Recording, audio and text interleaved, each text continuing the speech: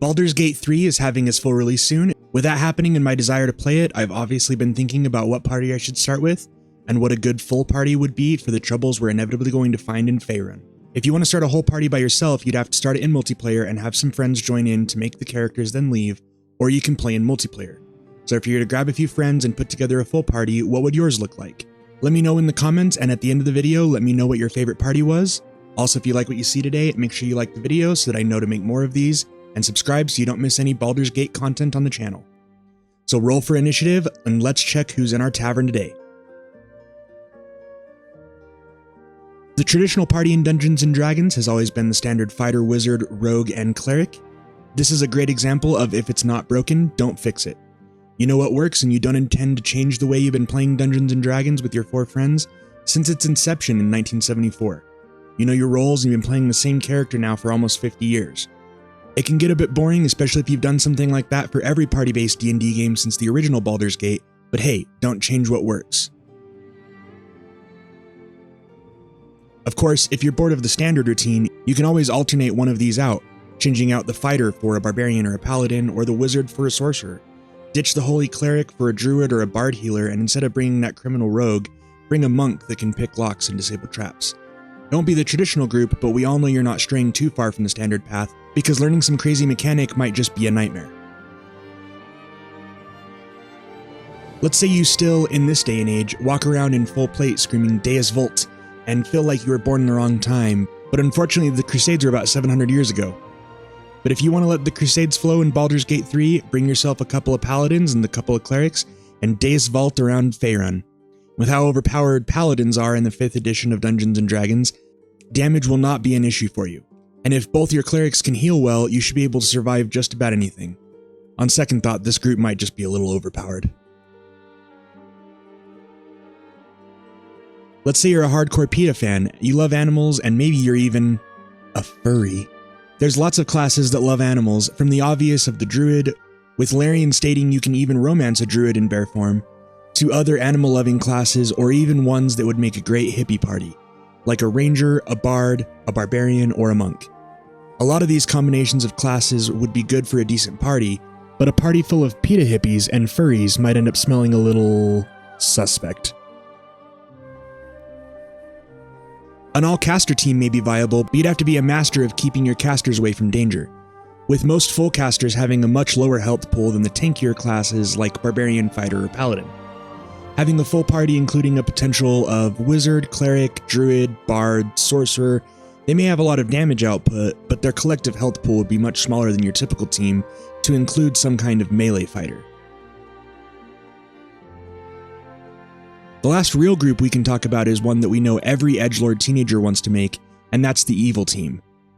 The downside here is that Larian has not graced us with a Death Domain Cleric, but if you want to bring an Oathbreaker Paladin, a Necromancy Wizard, and either a Way of Shadows Monk or an Assassin Rogue, then bring something like a Trickery Domain Cleric, it would be a great way to start having that team that wants to run around Faerun, murder all of the guards, and steal everything that isn't nailed to the floor.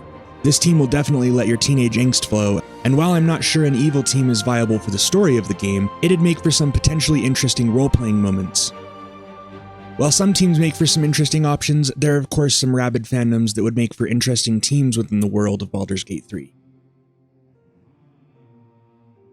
With the release of the Dungeons & Dragons movie Honor Among Thieves earlier this year, the team within that movie is not only completely makeable in Baldur's Gate 3, but might actually be a good team to work with. You can start with a human bard, and bonus points if you can make him look like Chris Pine, who plays Edgin.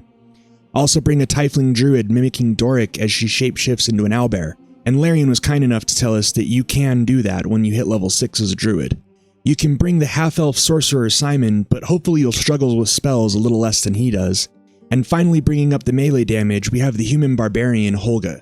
For real though, don't steal her potatoes. Another fandom that would be interesting in Baldur's Gate 3 is Futurama.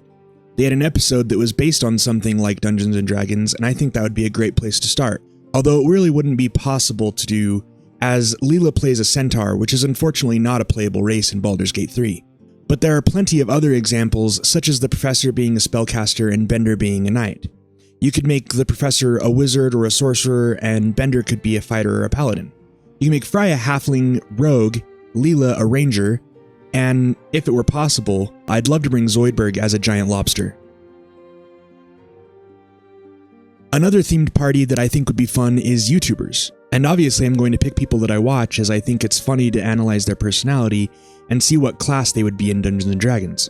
The 4 YouTubers that I chose were Rectrix, Blarg, Narrator, and Puffer. Starting with Puffer, what I love from his content is when he rages. Okay. Oh. No! What was that? What was... Oh my feet, dude! You gotta be fucking kidding me! So obviously the first choice I think for him would be a barbarian. Narrator is so wholesome, so I think he would make for the perfect paladin. Plus his military expertise would allow him to be a great leader for this team. As for Blarg, honestly, the chaos flows through him, and the first place I went was a wild magic sorcerer. His content exudes chaos, and especially in his stuff where he plays Warzone with Smitty, Grizzy, and the rest of the gang. Grizzy, bend over! No! Bend over! Look at him run with it! The double sprint! Nelson! No! Oh no! Who do I look like Chris Kyle? Ow! Oh, I got him!